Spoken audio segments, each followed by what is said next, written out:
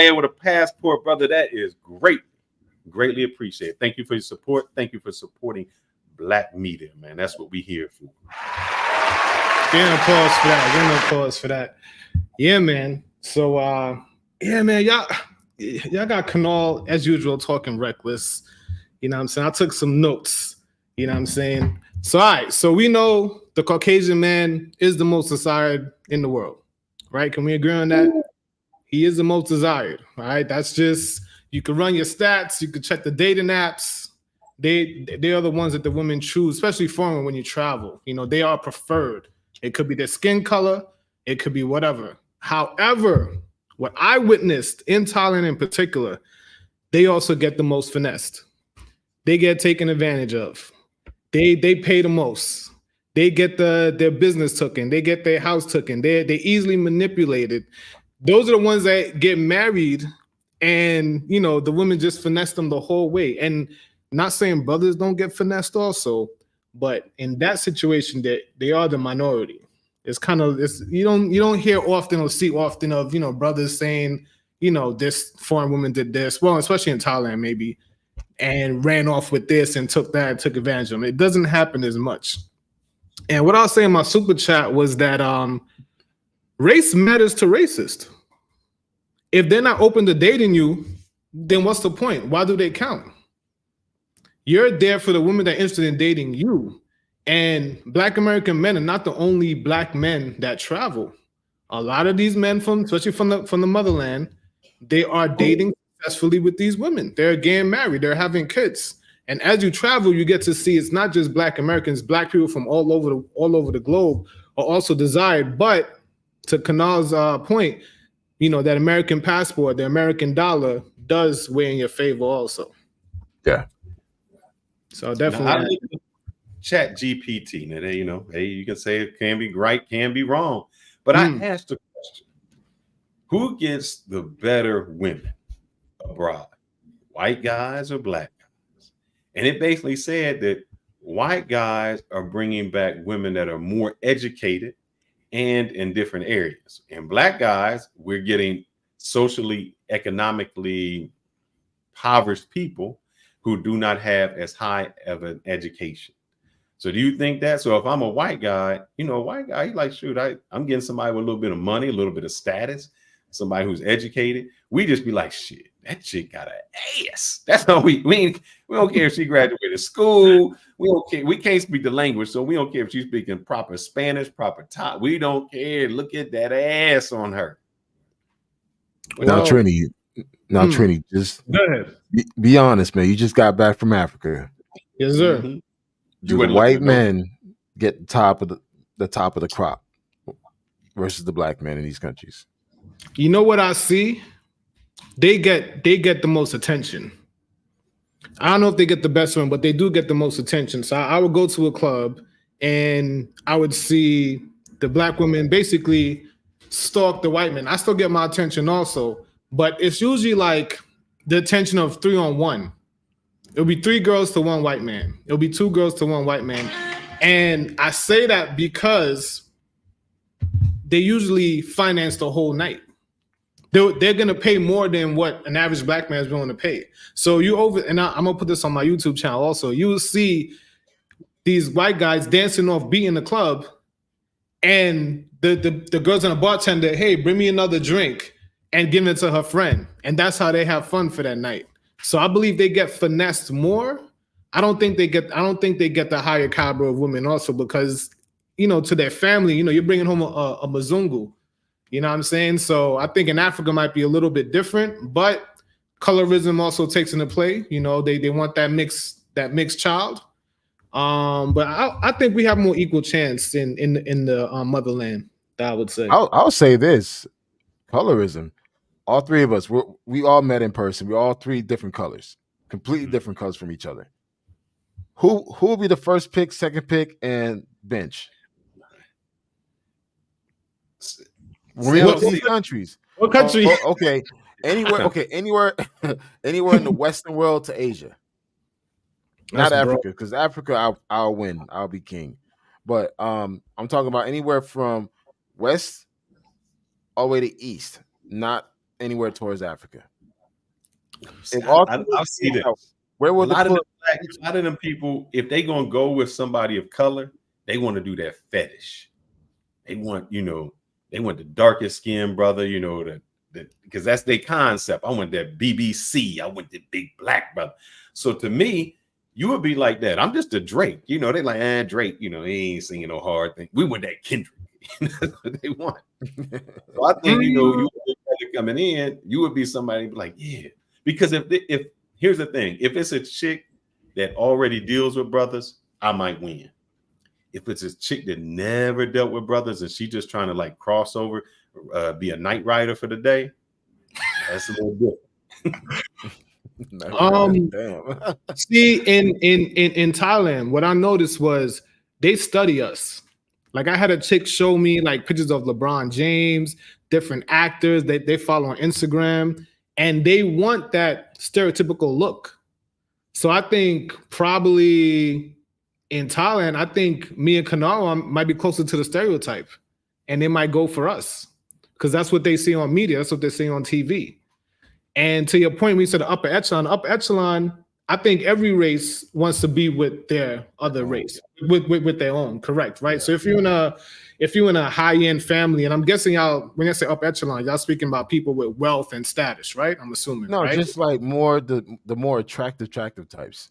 Like if it's not wealth and status, I think we all got fair shot for the attractive types. Because you go to Bangkok, and you've been to Bangkok, you go to those rooftops, you're fair game. But those women, to me, they're there for black men. They're looking for you. So when you guys say, race this and race that, you're not going to convince a racist to date you. They have to be predisposed to wanting to be with black men in the first place. So that's how I look at that. So if they're looking for the stereotype, we got it locked because they might look at Fearless and he might not be black enough. Okay, that's true. All right, Trini, what I'm going to do is I'm going to throw you in the back. I'm going to bring Marty McFly up. You're welcome to come back around. I want to get these opinions from you. Go ahead and play us there you go. I helped him set up his stream deck, so we got to get as much advantage. I'm lit with my stream deck, man. I'm lit. Be gone, shut! All right, brother. Let me bring up Mr. Marty McFly, and Tobias, you're going to be up next. I see you back there, Ronin and Buck also. Mr. McFly, you agree or you disagree with the Lion's Den, my brother? Oh, man. Well, shoot. All right. Well, what's the biggest disagreement about how white dudes are getting the cream of the crop? No. All right. The first issue, the first discussion is around does your race play a role dating overseas? Absolutely. Does it matter? Depends on who you're talking to. But it does there's just the typical black man going overseas, would he do well in these countries, like honestly, based on the odds and percentages, whatever. Which country? Not only would he do well, the second question is, do we choose the bottom of the barrel? Yes. Okay. Oh, hey, Marty. Speak on it, man. All right. Will you do well? Now, if we talk an average, no, it's not happening, which is what you currently see. When you go to places like Colombia, right? What do you see? You see bottom of the barrel fishing. Now, I'm not saying it's a monolith where it's 100%, but let's be clear. These guys are not getting the strata 4s, strata 5s. All right. Not at all. Are they not getting? Are they not even pursuing? Even if they wanted to pursue, they couldn't get them. That's what I'm saying. Why is that? I'm curious as to why that is. Okay, it's I'm changing camera angles. I'm playing with my new system here, but it's a multitude of factors, right? We'll just take it with the most basic. 9 times out of 10, they don't know the language, right?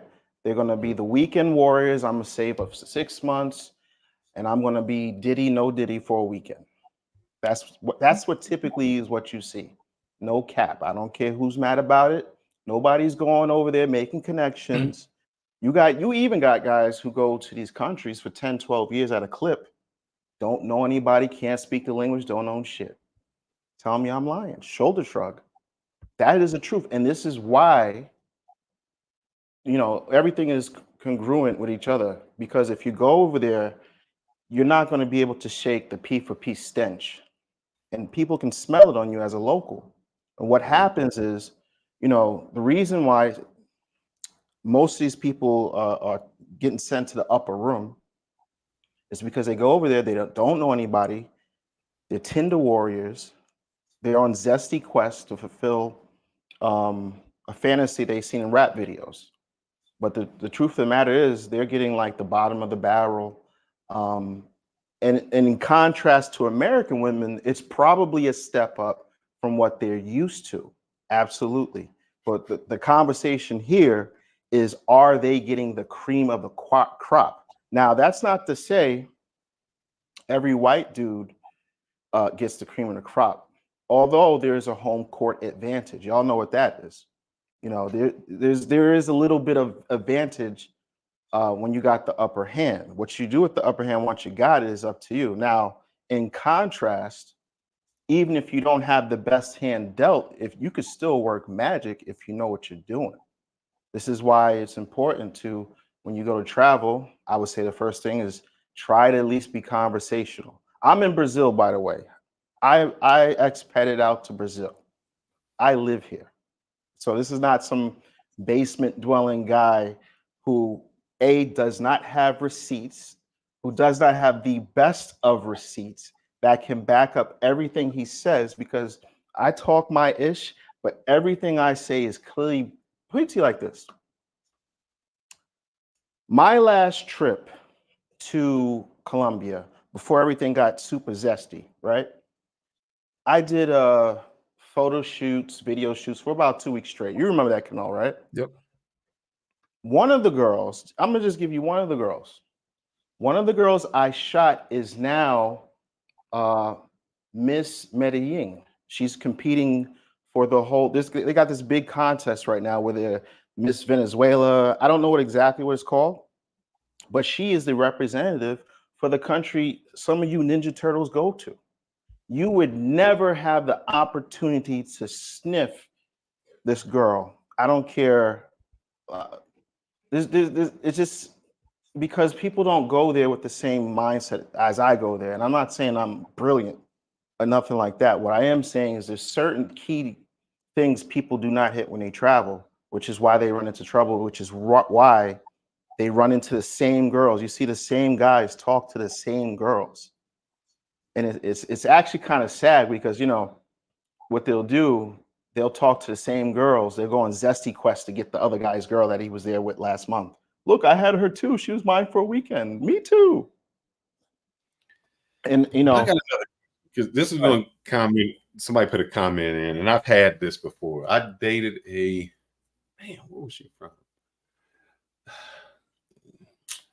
was somewhere she had to be like Arabic, maybe like Palestinian, Pakistani, something like that. Fair skin though. mm-hmm. Love the brother. Love the brother. Matter of fact, I was gonna go further. I had a good friend of mine. He dated an Indian. She was Hindu. Beautiful. This girl was beautiful. They dated for, man, I'm telling you, like 5 years. He left the state we were in to go to Michigan together because she got a job. After all that, that love, all that caring, she said, look, I can't marry you. I can't bring you home. I can't do this. So do you think that even though the generation may like you, Marty, they like you, you're a good brother, but when they know they can't take you home, they know that you're not light enough to be welcomed by the family. See, that I could have saved them 5 years. That's why they call me Marty McFly. I go all through time. Like I could have told him straight up, because the thing about it is, and this is the truth, this is going to hurt a lot of people's hearts. you're going to another man's patriarchy, you don't have one. You got this bullshit matriarchy, 50-50, whatever this is, whatever you guys are dealing with in America. I don't even live there anymore, but that's what y'all coming from. Y'all raised by women, taught by women, and then you go and bring that nonsense to other countries thinking that you're going to assimilate. It's not going to happen, because the truth of the matter is she has a family system, especially Hindus. I would have told him, listen, Hindus are very family oriented, even more so than South America. Everything's about saving face, so to speak, right? So you can't go over there, because I know you said the average black man. Average black man, to me, when we go into statistics, is $50,000 to $52,000 a year, right? Now, if you're going to take that woman from her country, and I wouldn't recommend it, and move her back, she's going to have to work, right? But she's coming from a patriarchy where, in most cases, arranged marriages, depends on which part of the region you're going to. But even if it's not an arranged marriage, she still has a family structure where she can stay at home until she marries and marries a guy who understands her language, understands her culture. Does this guy know in 5 years, did he know how to speak Hindi? No, it got broke. This is how she broke it down. And I know I'm gonna bring somebody up after this. I see, just to let you know, I see Tobias in the background. I got Ronin, Buck, the play without a passport. He back there, and Ulysses. We'll bring you up. But here's how it went. The family broke it down. First, her older sister, she was with a guy. He was Indian. And the dad said, hey, are you from North India? You from South India? What tribe you in? So the fact that he wasn't in the same state, and that was still shaky. The next one got with a white dude, and it was like, I don't know how you bring this white dude in this house. He better be something special. The third one was with a brother. She ain't ever bring him home. I can't even bring him home. I can't even he can't even be considered to come in. That's how crazy it was. It's right. I can't consider him coming in. Notice you said when she brought the white dude home, he had a chance. He had a chance. Because, and that's where the home court advantage comes to play. It doesn't guarantee them a win, but it is an advantage. You at least get a crack at it. It's because it's not true, but the perception is white people come from a patriarch, which in most cases they do. White people come from generational wealth. So if the white dude was to take her outside of her country or patriarchy, they could rest easy at night. They're not going to be resting easy with Jamal making $52,000 a year. So that's why you don't know the language. You're not making enough money to really scoop her out of her situation comfortably. So it's just, so the original question, from what I understand, do white dudes get the cream of the crop? Am I getting that right? The original question? Well, I'll put it to you like this. What the other dude was saying was kind of true, in the respect that they do get finessed more than others. I'll give him that leg up. Here's the other thing. A lot of times, if we're talking the P for P route, a lot of times they just know where to look just to find better girls to pay for. Because if we're just looking at it on a P for P scale, and you say to yourself, well, why do the black guys do P for P and their girls look like sewer rats? And why does Brad do P for P and his girl look like she stepped out of a magazine? That could be attributed to two factors. One, they just know where to look. Maybe they're in a better, more high-end area, which has better establishments for that. Whereas a lot of, let's take the DR, for instance, a lot of people just go to the sewer.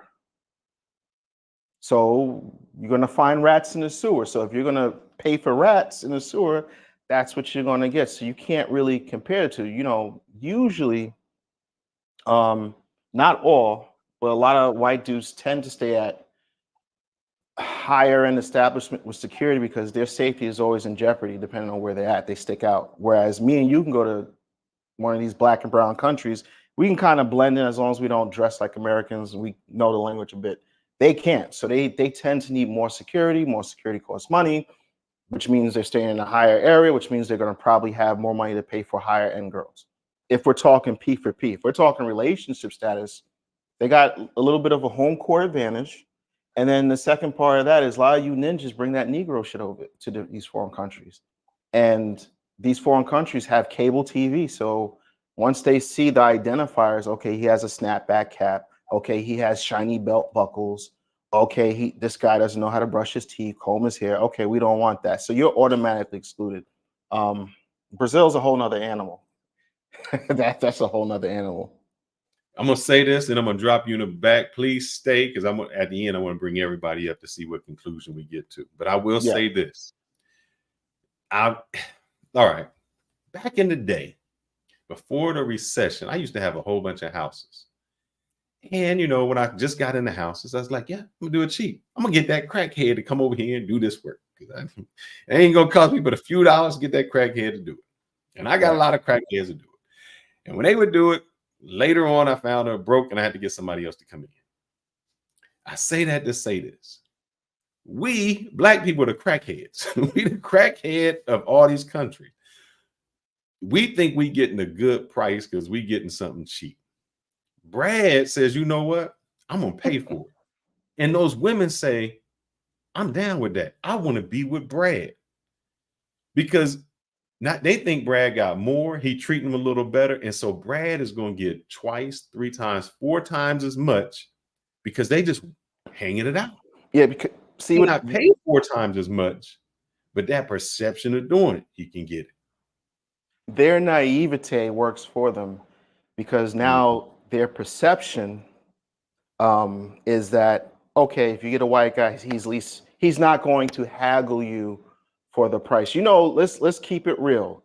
Ninjas be calling the zesty line and be trying to haggle peso prices. Oh, last time when I was here, it was 100 pesos less and I got 30 more minutes. So nobody wants to hear all that. If we're talking, you're that P for P stuff, right? Mm-hmm. They notice with the white guy, with the Indian guy, with the Jewish guy, they're not doing this, but they are doing this. Yep. So the perception is, you know what? I don't want to take a chance on Jamal and Jenkins. I'd rather go with Brad and Jeremy because they're safe, or Ishmael.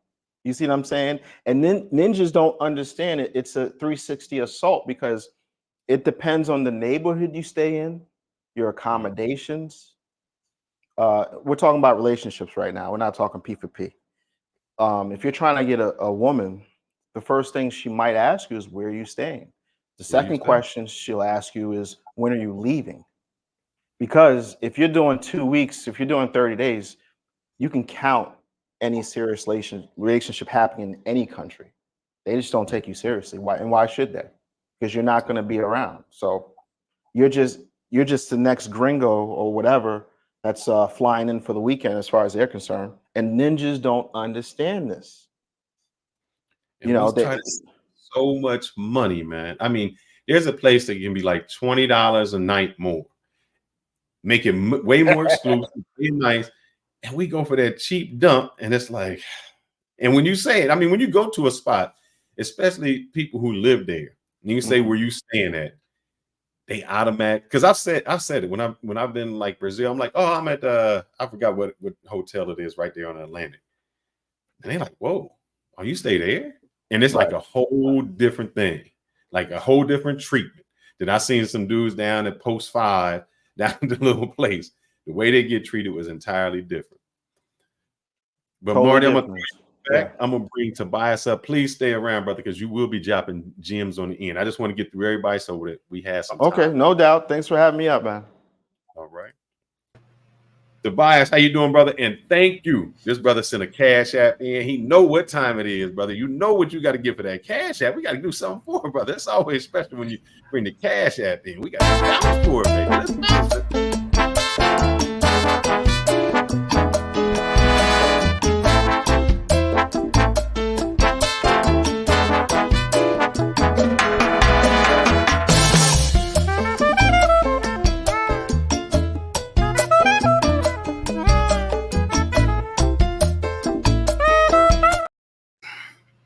Bias the Am I traveler, audible? brother.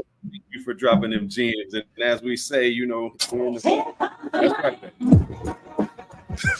Yo, am I audible? Can you hear me? Yes, sir. I can hear you. How you doing today? All right. Life is good, bro. Just finally back in the States. Been in Thailand for the last 7 months. Work from there and all that good stuff. You know, it's rainy season right now, so I'm not about to be here doing all this rain. I mean, it's bad. So be in the States for another month and shoot on to Europe before going back to Thailand probably like October or something like that. It's the peak time over there now. Even though it's the rainy season, everything is inexpensive, right? Oh yeah. I mean, if you want to get an Airbnb or something like that, accommodation right now is the best time to book, especially if you're coming long term. Right now is the best time to get there, just because most people aren't there, and they're trying to get apartments, rent for the year if you want to take a lease or something like that, or if you just want to do like an Airbnb for 2 months. They're going to be a lot cheaper now, just because people aren't present like that. What city were you in Thailand? I spent my first month and a half on the island of Koh Samui, then left Koh Samui, is in Bangkok for like the last 5.5 months. All right, so let's do Bangkok. Did you see a difference between the brothers that came to Bangkok and the Chazs that came to Bangkok? And well, I'll let you answer that first. Yes. So definitely there's a massive difference between, ninjas, right? So Black Americans coming to Bangkok and, white guys coming to Bangkok. Now, the white guys coming to Bangkok, they understand value, right? They're going to get like an extra play. They're, if they're doing that P thing, they are, if it's whatever their price is, they're just doing that. They're not, worried about it like that. Or other brothers, I see brothers sometimes, and they just bottom of the barrel chicks, like the chicks who they say they don't want at home in the States because they're only there for a couple of weeks usually. They still get those same type of women in Bangkok, and I'm like, why are you if you're doing P for P, that's cool, knock yourself out, but why are you dealing with that lower grade woman? You say you don't want a woman who got kids, and I asked her if she got kids. Oh yeah, she got a kid, but you say you don't want that in the States, but you're dealing with it and you paying for it here. That doesn't really make any sense to me, right? Anybody knows Thailand? That is a 24-hour. I mean, I can't get around where I'm at. It was 24 hours. I could maybe have skipped and made it somewhere in 19. I don't even think that, but 23. It was a long trip. Why would a guy travel 24 hours to just go get something he can get here? Because that's what they always say. You traveled all that to get what you could get here, or less than what you could get here. Why is that? Because I think a part of it is it money. It can't be money. I mean, I need to know the root of the problem. You have to bring one cat to let them explain that part, right? I'm not no psychotherapist, but I have my thought process on it, which is, it's, oh, hey, first part of it would be, oh, hey, I left, wherever I'm from in the States, and I went to Thailand, right? Just to be able to say I did it. And then when they get there, it's like, okay, Thai people are first, they're very, very nice. They're very kind. Isn't it? Doesn't matter like where they come from, or they come, they come from high souls, a high society, they're not dealing with you at all. If a woman has access, if her family got money, right? She ain't dealing with brothers. You're not gonna see no fair-skinned Thai whose family is affluent dealing with no black men. Why would she? Right? Just like if you see like Pretty Becky, right? You see Pretty Becky, she's not typically dealing like high-end Becky. She's not dealing with no black men here. It's the same thing in Thailand. You're not going to see that pretty Thai woman who comes from an affluent family dealing with a brother like that. That's just not how it goes. So, they do have colorism in Thailand, and it's real. It's actually heavier, there than it is here. Much heavier. They're not even dealing with darker Thais, right? Because it is a class/caste system. Brothers want to get there, and they talk to it, a woman, and they are, since they're just nice people, just like, man, it just feels good. They've never been greeted like that before. Even though she's just after that man's paper, it doesn't matter. It's just, oh wow, she just the feeling that she's providing this man with, he's willing to pay for, versus if he pays for it here, he might not be able to get that from her unless he's, you know, paying high-end escort, right? Who's going to give him that same GFE, right? So, but let's just give it. I'm walking. I can't remember. I know I was somewhere near the little strip over there, but I forgot what neighborhood. But let's just say I'm in Soy 6. I'm over in like Pattaya. So I'm walking down the strip. Down this. That means, and I'm seeing, you know, 600 girls, 1,000 girls. Why is it that I can choose this girl who at least looks decent, but instead I choose this girl, tattooed up, long nails, she looked like not the best. So the choices, both of them cost the same. Why is it that brothers still gravitate toward that over there? Because those are the same women he sees on Instagram, right, that he likes, but bras are choosing him, right?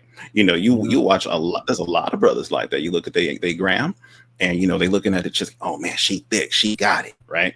And tattooed up, got the long nails, and you know they may not marry that woman, but they want to hit that, which I understand, but they can't get her here, but they go to Thailand, they get something that is that, you know, that it's a similar archetype. Oh, look, she looked like that. You know, maybe she's, you know, her family might be, you know, the phenotype. She might be more Cambodian. She might have darker skin, right? Or she might be like half Malay. Or so she has darker skin. They see that and like, oh, you know, she's closer to black. Right? She got that, you know, oh, look, I you know, and she peeping me. She thick. No, she thick because she got kids, homeboy. She gave birth a couple times. I think, you know, they see tattoos and the long nails and like that's what they wish they had, or you know, that's the dream, right? The fantasy, which they wish, you know, on Instagram, and now they see it in their face, and now they can just reach out and touch it, you know, and make that happen if they choose to. Man, look, in my sophomore year in college, I won't say this chick's name, but she was Indian, but she was like one of them cool Indians. Nice build, soft hair. I was a player back then. I tried to holler at her. I tried everything to holler at her. And because I was like, you know, she's like, you a player, you in a fraternity, you this. I'm like, nah, maybe I'll change for you, you know, whatever I could say. But she told me this. She said, and what you saying might be true. She said, and correct me if I'm wrong. I don't know. Maybe she was psychoanalyzing. She said, you want me because I'm the closest thing to white that you can get, but not white. I got the long hair. I got the phenotype. I got a nice body. So, you know, I'm just that one step below white. So you can still date me and still be and still don't get your ghetto pass revoked. What you think about that? You think the guys go over there and say, well, she got this, this, and this. She's still foreign. I'm not getting the snow buddy, and I'm still not dealing with the black chicks at home. I made a come up.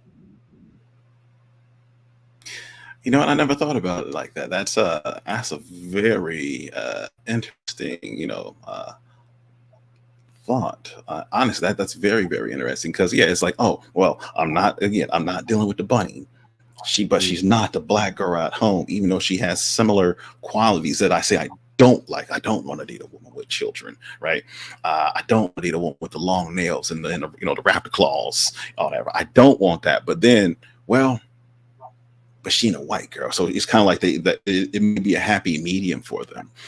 That could be it, but then again, you know, remember they get it for however long they there, you know, just a couple of weeks, and then they going home, right? So they feel good about themselves, but they, you know, maybe they somebody in their family didn't ridicule them, you know, liking a white girl when they was younger. So that's a very, very interesting thought, brother. I got it. That's a massive one.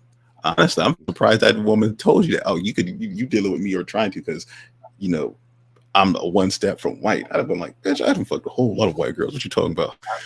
Yeah, I mean, I didn't know how to handle it. I was like, I don't even know how to. I ain't had no response. Right. I'm like, oh man, all right, you lucky that man. She like I went in. I would roast her, but yeah, she would have been. Oh man, yeah. I had no Indians though. though. I was waiting for every other denial point, and when she threw that, I was like, I don't even know what to say to you now.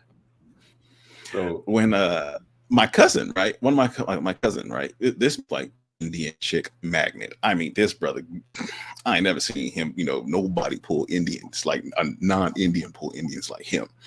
But he was the one person who told me, he was like, look, man, I could deal with all these broads, but they are not going to marry me. He says, I done dealt with enough of them. If you watch, like, even if you look at the ones who are dating like white guys when they're in college or something, that's only while they're in college. They don't ever bring that guy home. And even when you said, hey, because Indians are very tribal, right? Hold on, you're not from the same place we from. You get looked at kind of strange, but I mean, at least he was Indian.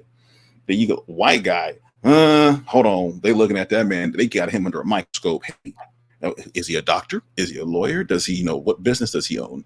That's about to IPO or something like that. What tech startup is he a partner at, right, or a co-founder of? Then for a brother, you ain't getting no. Like Marty said, he's like, I could have saved brother 5 years, which is the truth, man. I had some other notes that I had taken also, but like what you were saying earlier about when you tell somebody where you're staying, right? Abroad, it does make a difference. Maybe you want to save $15-20 per night, but that you don't understand that there's a class system. So, her neighborhood a lot of times determine class. So, hey, I'm staying in Tonglo, I'm staying in Ekamai, right? Which is like right where all the malls are in Bangkok. It is, the center of town. It's like, oh, okay, you live in Ekamai, oh, you live in Tonglo. Oh, cool. Women will hear that. And it's, you ain't gonna really have no issues. But well, for me, I don't date Thai women. I only date white. I like white girls. So, which is kind of backwards, fucking being Thai so long. But when you stay someplace, it does say a lot about, again, one's pockets, and women will judge us on that. That's just what it is. We may not want to be judged by it, but it's real, and it's always going to be there. Now, I'm not saying go be no millionaire, or if you want to, make it happen, get your money. But it is a thing. And again, Brad understands value, so he'll pay for, oh, hey, I'm in this area of the city, and I'll deal with him. But you won't see that with like he won't marry the high-end woman, that high-end Thai, because she doesn't deal with him. But he'll get the escorts. There's a bunch of nice rooftop bars in Bangkok. What you don't see there, though, are Thai men. You see the women, but all the Thai women there are escorts.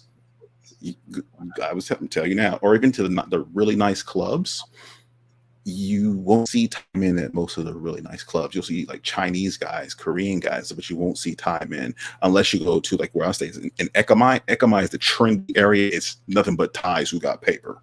There's Thai. You don't really see too many foreigners coming through. But the rooftop bars, you're going to see a lot of pretty Thai women, fair skin, but those women are escorts. They are not, their level of English is also pretty good. It's pretty good.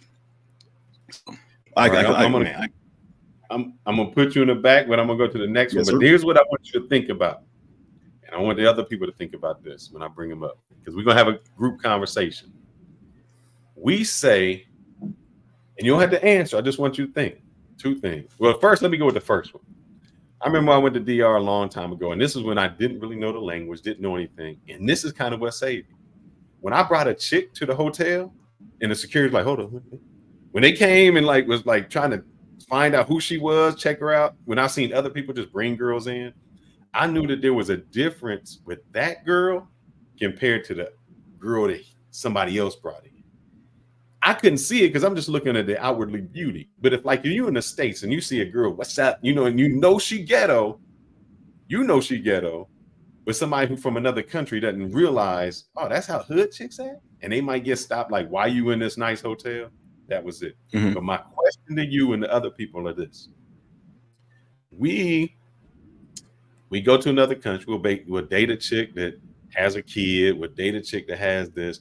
So we're changing for a chick, and then we get mad when our black women date a white dude and she ain't got no attitude.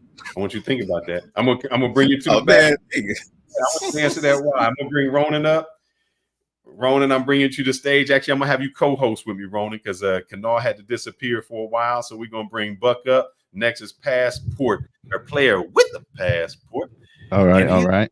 It's actually in Las Vegas, brother. Come on, man. We got to have this light skin moment for a second, though. Oh, we got to have a light skin moment for. Yeah. I'm sorry. We coming up. We coming up. You go out for a minute. This is Back light up in skin style only, again. right? You know what I'm saying? I need that music because I gave a super chat. I need to get my sounds, man. I need You want some sounds? You want some dancing? Yeah. I need whatever. Shake a tail feather. Let's see. I know you don't want her. No, you don't want her. You want the canal sport. I can't give you. That's not me. That's not me. That's Canal.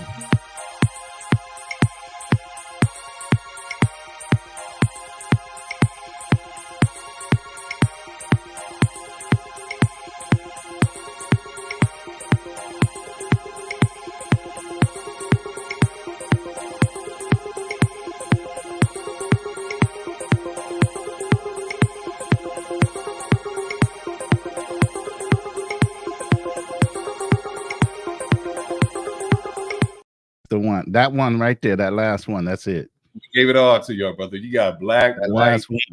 Yes. You can have it all. Brother, talk to me, man. What's going on? Why they chasing these scallywags, man? I don't know, man. I'd have to equate it to what you're used to with dealing with in America.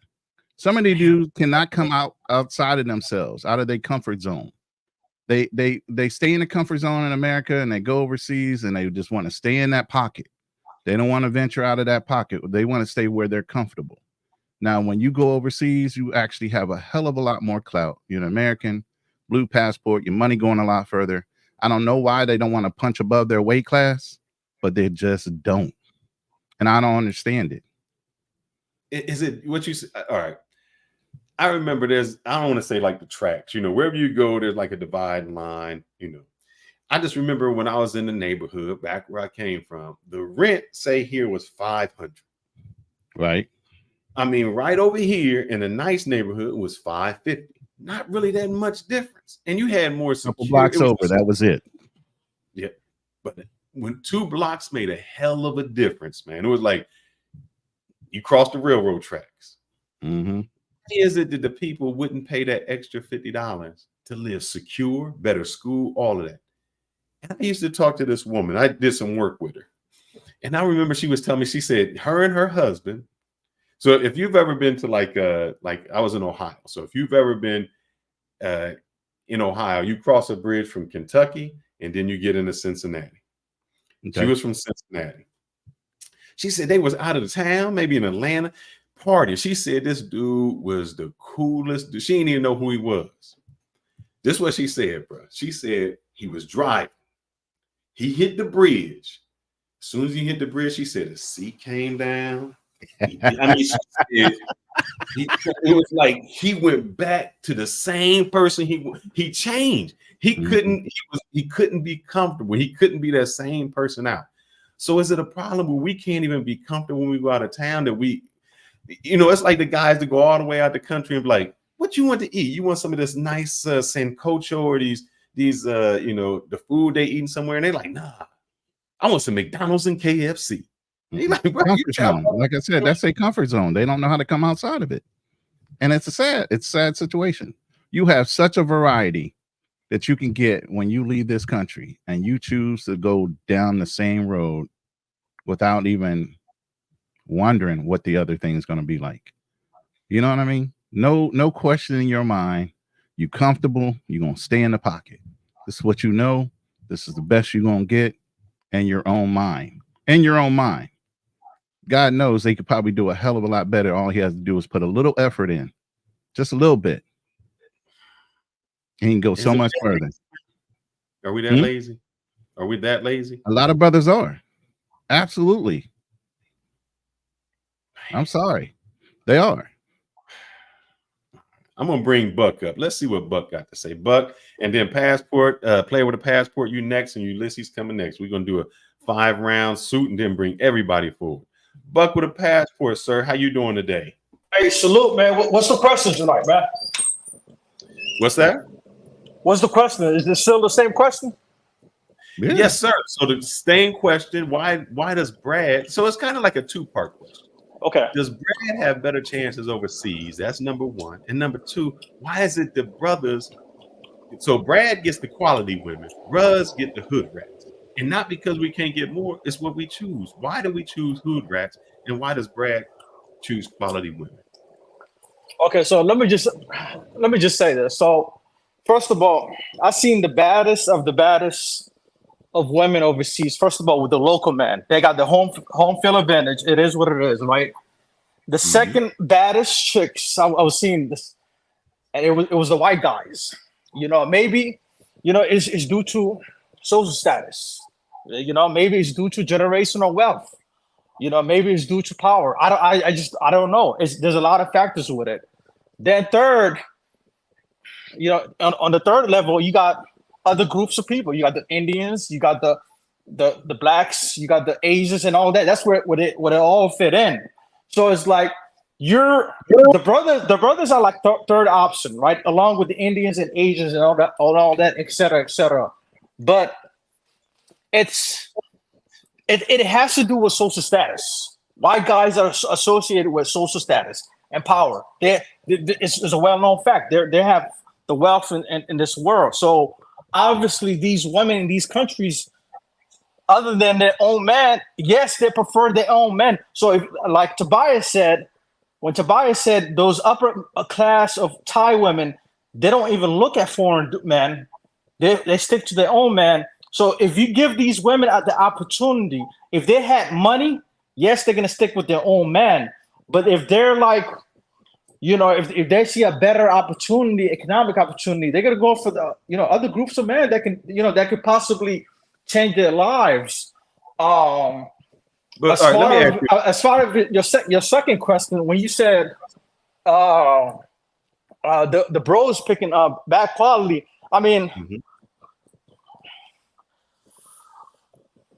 I haven't seen any evidence of that because, like, at this point, it's all just assumptions. It's like a lot of guys just assuming things. So I've seen Chaz pick some like chicks who got 2 kids, 3 kids overseas. So it could swing both ways. I gotta call cap on you, bro. As many YouTubers you see out there trying to sell these chicks. You saying these are top-notch chicks they trying to sell on these YouTube channels? I'm just saying that it might be even across the board, So, But where have you traveled to? And if it's a long list, maybe I'll ask it. Have you been to Brazil? I haven't been yet.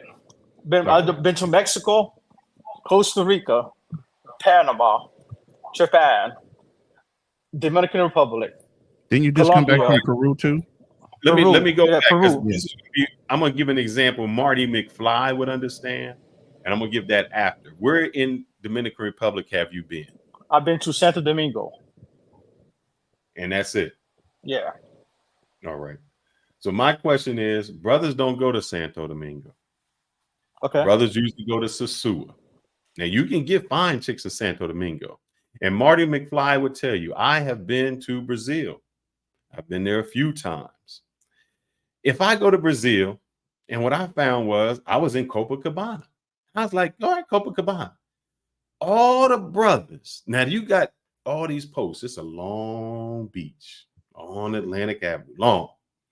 You go up toward the one side where Playa Lima is. It's like white folks. They jamming, they having fun. All the brothers hang out at Post 5 for whatever reason. Now, next to the Copacabana Beach, right on there is a Playa in Panamia. Different. White folks with money. Now, you ain't went nowhere, brother. You literally ain't went but 5 minutes over. But you don't find brothers over there. It's a different class of people. We just sitting in Post 5 where the hood is. We got a whole beach and we still congregate to the hood. We got a whole country in DR and we still go to a small red light district. So there has to be something with us that we always going to the worst places, and that's where it all hangs out at. Explain that to me. I mean, I definitely agree. You know, brothers kind of like consolidate in one area of Dominican Republic, even though Dominican Republic is bigger than Sosua. You know, and that's one of the main reasons why I went to Santo Domingo, because I actually want to get that local feel, local Dominican feel. You know, the thing with Santo Domingo is I've been there. It doesn't have a big nightlife as not. I'm talking about red light district as Sosua. So brothers, when they go to DR, they're doing a 3-day trip, so they want something quick. So it's like it's something in and out. Santo Domingo, what I found out, Fearless, is that if you're a decent brother, you can get a nice little solid Dominican girl out there. A nice little solid, like if you living out there. I'm talking about if you live. I'm talking about if you're an expat out there, you can get a nice Dominican women out there. If you're a decent dude, you know, who have his shit in order, you can get a decent Dominican girl out there. Sosua, it's all long hanging fruit of a Dominican woman. You're looking at the lowest of the low up there. You know, so you're not gonna get any quality out of there. If you want to find wives, you got to go to Santiago. You got to go to Santo Domingo. You know, so you can't go. And I've seen cases where, you know, brothers, you know, trying to take a chick out of the market in Sosua. You know, so it's when you see that, it's like it's sad. It's sad to all of us, because, you know, it's when you. I mean, at the end of the day, what makes them happy is it is what it is. If that makes you happy at the end of the day, do you? But it's like out of all the women, you know, you went from this low hanging fruit. I mean, you're talking about you're bashing single moms in the States, saying you don't want to settle for them, but then you go to some of these countries and bail out a single mother with 2 kids. You know. But a lot of guys, what they say is like they kind of argument to that is they say this: oh, she's more feminine, you know. Oh, she's more with the program and all that. That could be true. But here's the thing, man. It's not even that Brad don't want her. Carlos and Jose don't want her. I mean, you. Why is it that we, the black people, gotta get the bottom of the barrel, man? Brad don't want her. Carlos and Jose Rodriguez don't want her. And we say, you know what? We'll take her. Bring her on. We'll take her. We love you. Because you called me Poppy. I mean, make it make sense. Me breakfast. You rub my back. Yep. Yeah, I mean, I definitely agree with you know, what Tobias said earlier. I mean, you know, I mean, I'm not gonna mention any names, but there's a prominent YouTuber who literally bailed out a Thai chick who was in a corn video.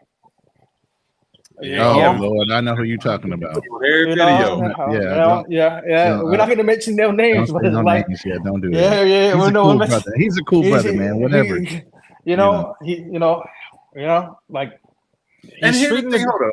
I'm not gonna mention his name. I won't mention him. I know who you're talking about.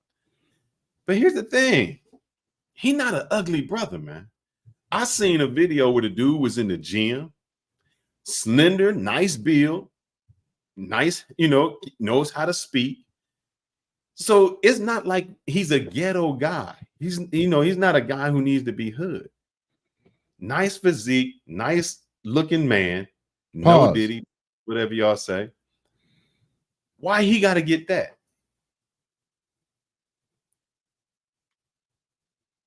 That's a $1 million question.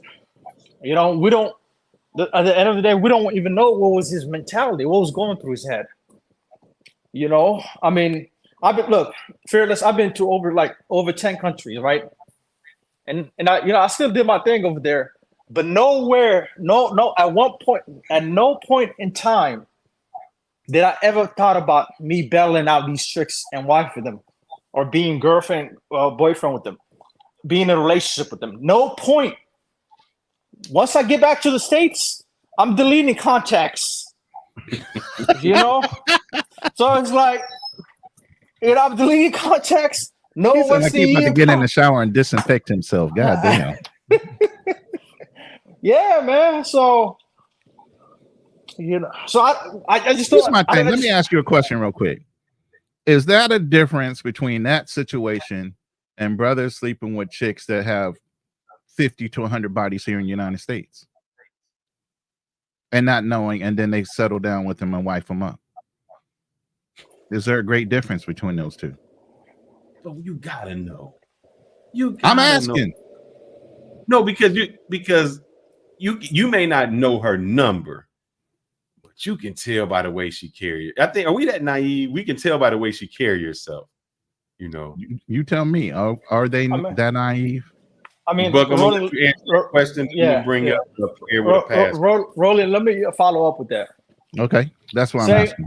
okay, say, okay. Let's just say two girls. One girl in the States, more than 100 bodies. Mhm. Then girl in, for example, let's just use Thailand, more than 100 bodies. Let's just say at the end, both of them are STD free. You verify all that, and Right. you're trying to settle down. 9 times out of 10, that person is gonna pick the Thai chick over the chick in the States, because that Thai chick is easier to deal with. Okay, but they still Then- picking then- her, and she still got bodies.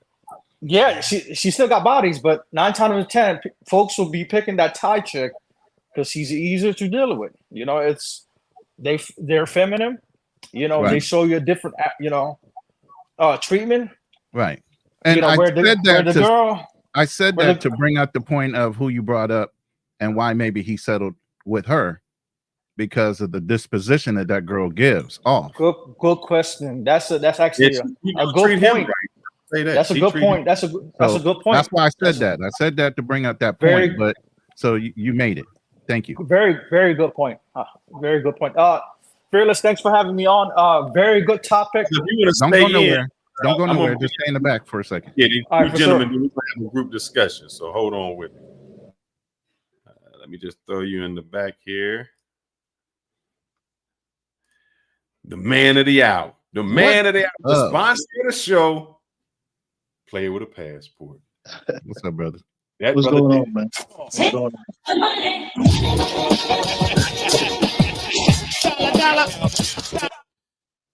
And as our friend would say, what did she say? Papa, why would you talk about me? I'm not out doing something. I apologize. Papa, I'm not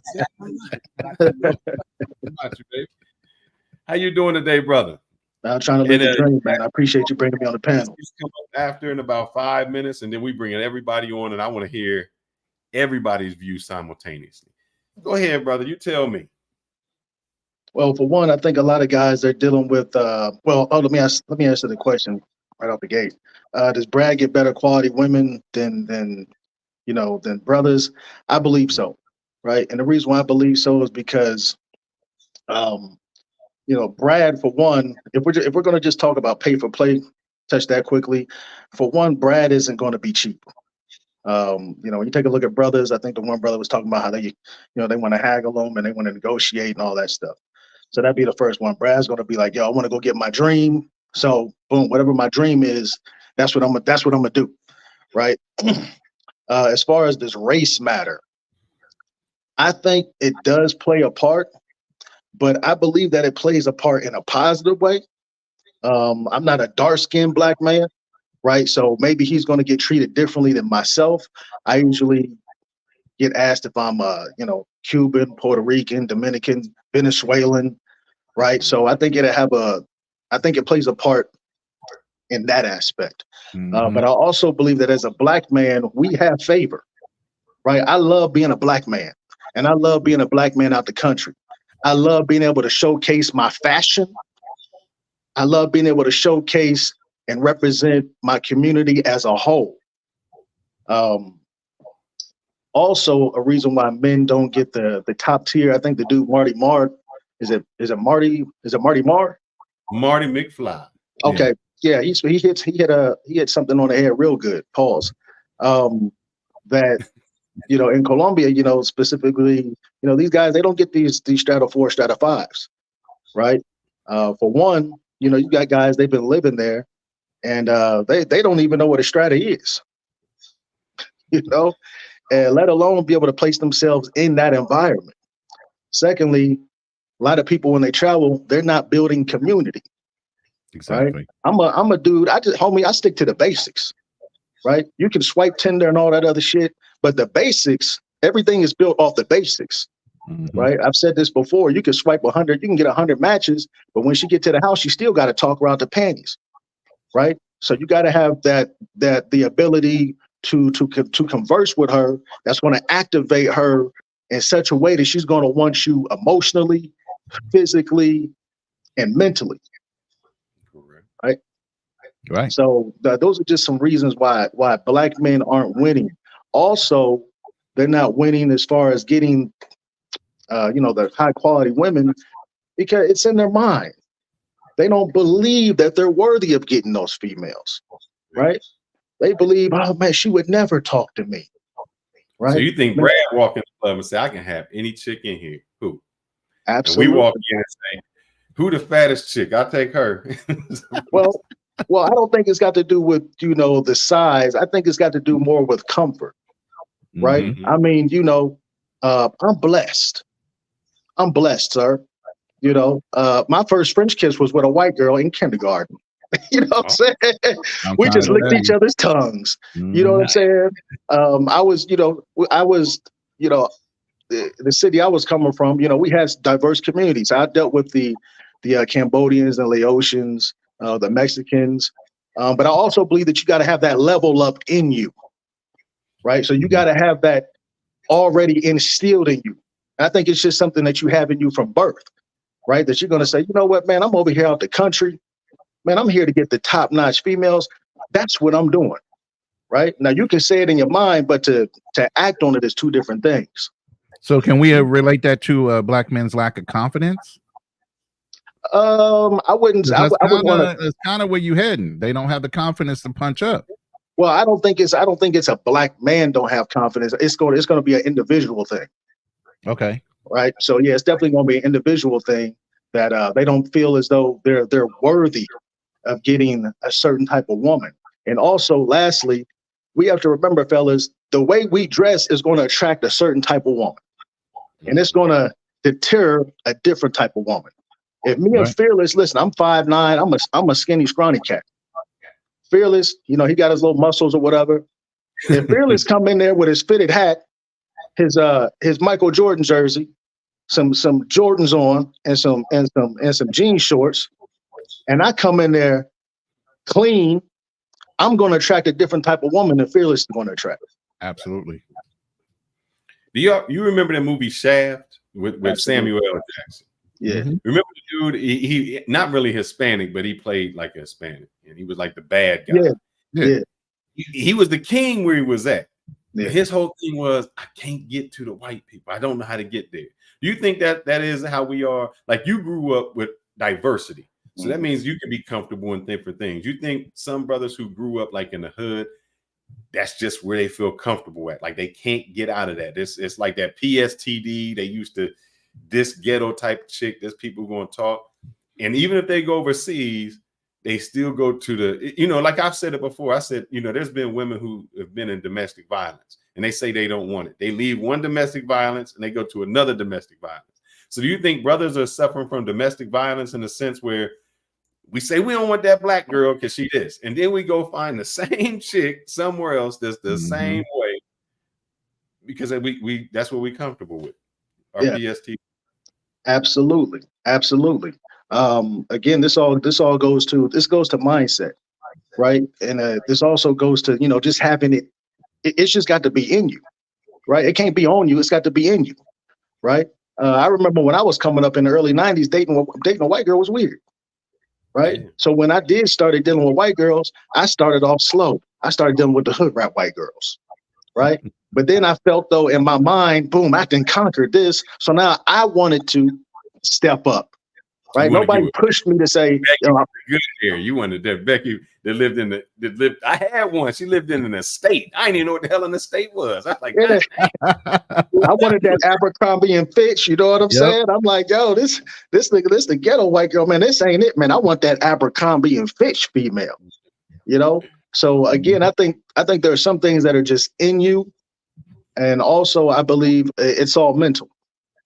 Some guys just don't have that confidence to believe that they're worthy of a certain kind of woman, and that's only based on her physical beauty, because they put the way that she looks above their value as a man. Let's get the elephant out the room.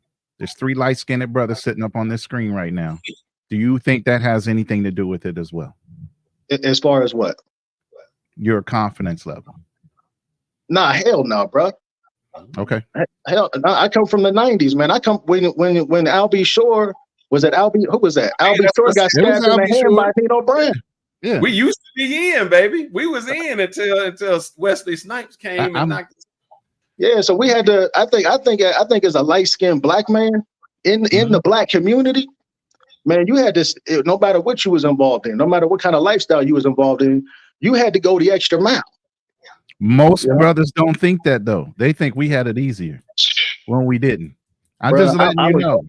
Can't fight. They like, you right. That's a pretty. Most brothers that are light skinned, they still ain't got no broke nose. You know, they know how to throw hands. Hey, bro, let me tell you this. Ask you, man. You know what messed me up? And I'm my mouthpiece had to be super sharp. I need my mouthpiece to be sharper than the next man, just for the fact that they thought because he got curly hair and he light skinned, that's the only reason why he can get the broad. Exactly. So I had to make sure my mouthpiece was slick. Speak up. You know what messed me up, brother? It was Kim Kardashian.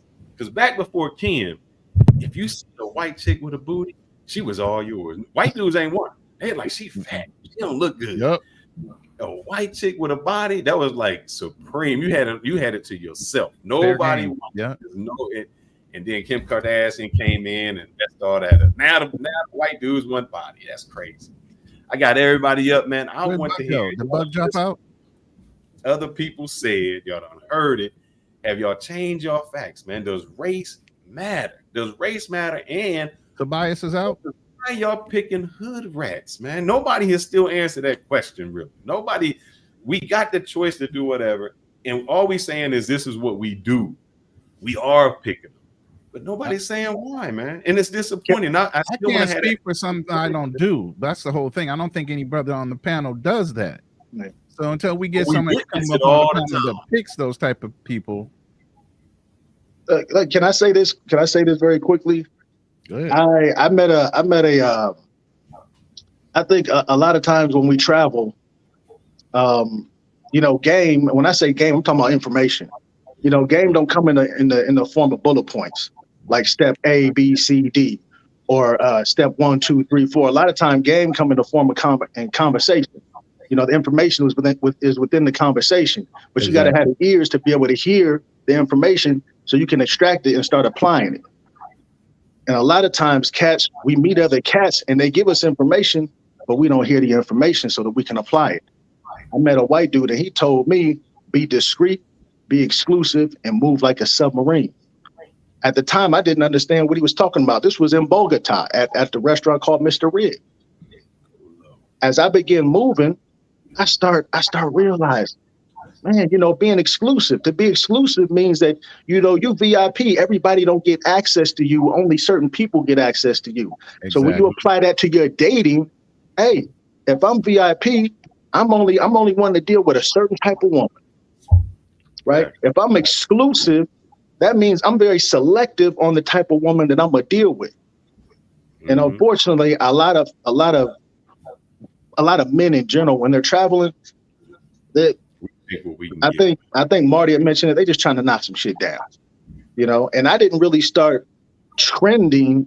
I didn't really start making the moves until I started being there for 3 months, 6 months, 4 months. That's when I really started gaining traction. Marty, am I right when I talked about Brazil, man, and the beach there? Go over what you said, the Cliff Notes before. All right. The Cliff Notes was this. When I was there, if you went, what's that restaurant that's on Atlanta. It's the famous steak restaurant. Oh, I know the all you can eat one where they keep bringing you food. Yeah. So that's up north. Yeah. So let's take that side. I'm saying Yeah. we go that side. That would seem like there's white people. It's a little different, a little richer. You go down to Post 5, it's all brothers. We hang out at Post 5. The other beach that's right around the corner was it Impanema? Ipanema. White people. They only 5 minutes from each other, man. You can take your bike, you can go over there, but we don't, man. We want to stay over there with my man. Don't blame it on Rio. We want to stay. All that area is us. We don't want to go. I don't be nowhere around those ninjas. Nowhere. Why is that, man? Why do we have a whole beach, a whole nother beach? Listen. Are we speaking our mind on this panel? Or are we being PC? Because I don't get it. We passed 12. We ready to do whatever we need to. Yeah. You know, I think me and Ronin on 11:30, but everywhere else, we out, man. You know, bring it out 30 in the morning, so you know I'm rocking with y'all late. Oh shit! Oh shit! Definitely 1:30 in the morning, so I'm definitely pumping that fuel with y'all. You know, for real. All right, so like the reality is this: niggas is broke. They can't afford to live in Ipanema. They can't afford to live in the higher end neighborhoods. So they're gonna go where they can afford. And unfortunately, I'm not saying Copacabana is cheap. It's still, you know, depending on where you stay. I used to actually stay on that block with that restaurant right next to Copa Palace. I was there for like 5 months. In the penthouse. I have videos on that on my channel. But most people there in the back block somewhere in the boonies, they're near the favela. I mean, you know, you can't come to a country looking like a billboard. That's another thing. Dress code is. There's so many. I want you to do that because brothers ain't broke in a sense because they'll spend that $200, $300 on shoes and get them some Yeezys and all of that and come down there. They'll do that. So is it? We not broke. That's almost like saying dudes in the project is rich. They look like the most expensive ninjas you ever saw, but they broke too. It depends on where you put your money. Like you could have $100,000 job and still be broke. Facts. Because your spending habits is trash. Mm-hmm. So our priorities is all jacked up. Yeah, so you know when these guys come to this country, like I said, it's a zesty quest Diddy fantasy that they always wanted to live. You know, you'll see them. They usually got the shiny belt buckles. They usually got the hat turned to the back. They think, I'm just speaking on Brazil, but you can apply it to any country. Let me throw on my fresh threads, and I'm gonna show these people I'm that ninja. But all you're doing is making yourself a walking target because you don't understand. Well, I don't know how many people been to Brazil here. The dress code is very casual, right? Mm-hmm. It's hot, especially spring to summertime. It's very hot. So cotton, you basically dress like you're going to the gym at all times because it's comfortable. Now, if you go to where the money is, New Money, Barra Tijuca, the Village Mall, places like that, you might want to bring a couple of outfits to kind of blend in because you are blending into a higher tier of people. So it would make sense to look like you have a little bit more money than some favela kid. So it's all situational. But we just talking about the Ninja Turtles right now.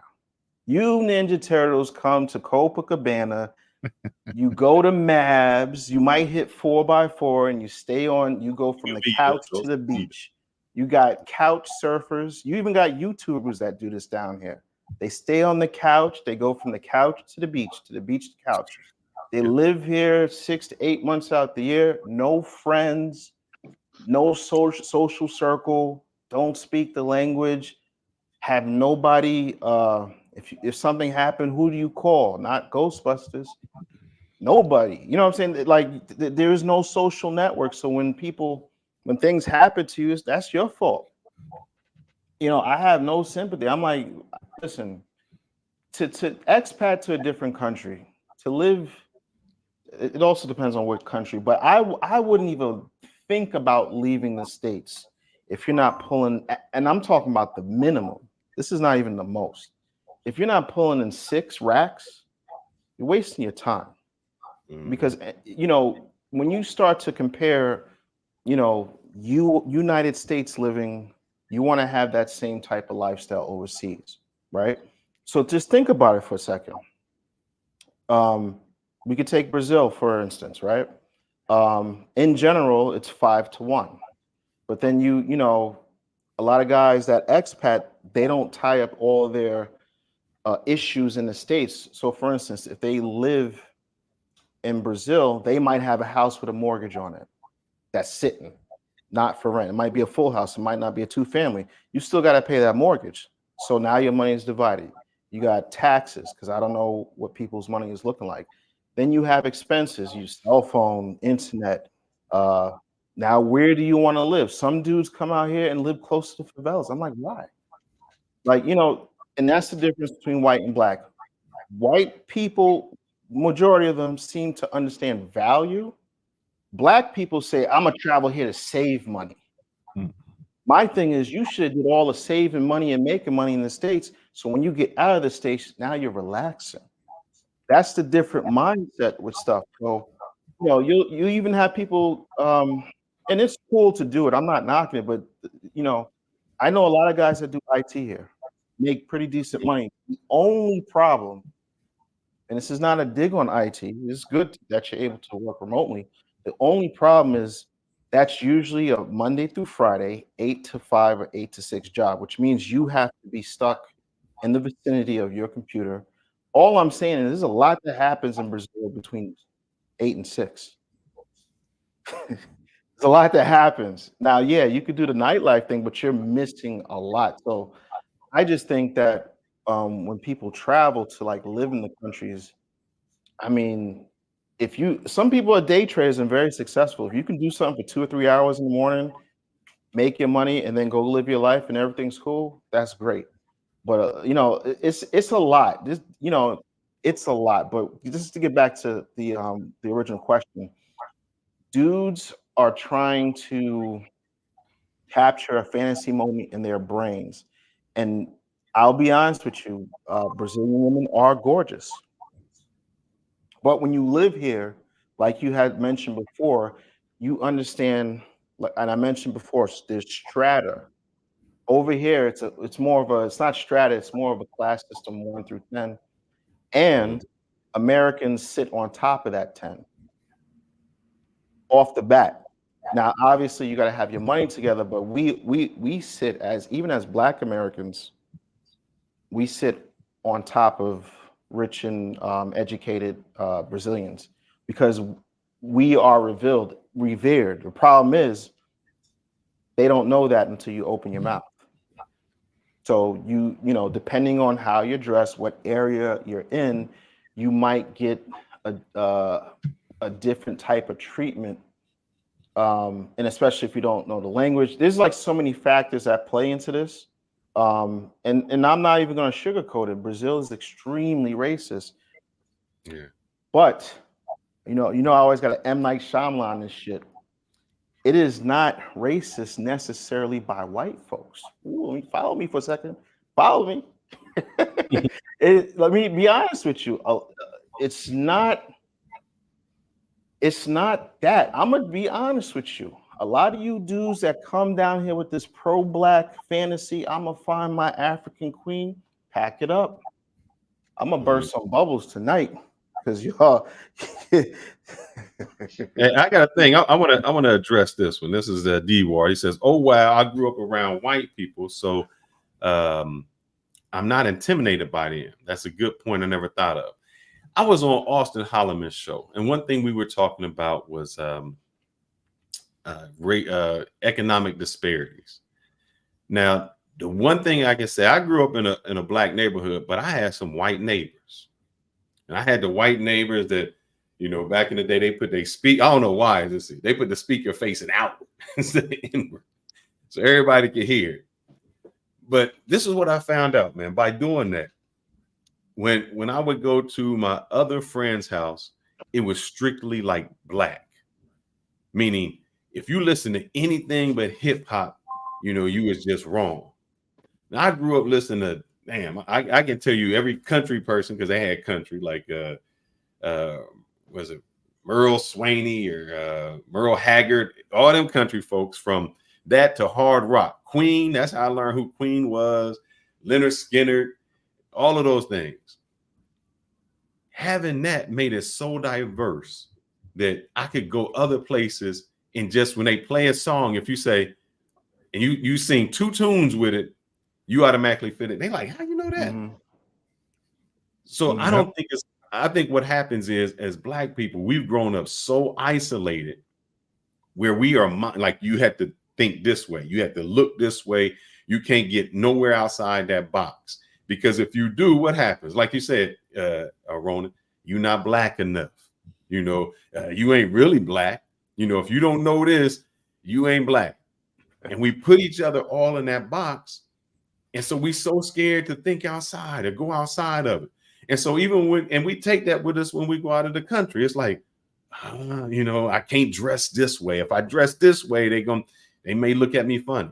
Well, white dudes don't have that, man. It's not intimidated. They have just had exposure, and we not exposed. Nobody will say to a white dude, if he listening to rock and roll 1 minute, and then he turn on hip hop the next minute, and he turn on country the next minute, and then do some techno.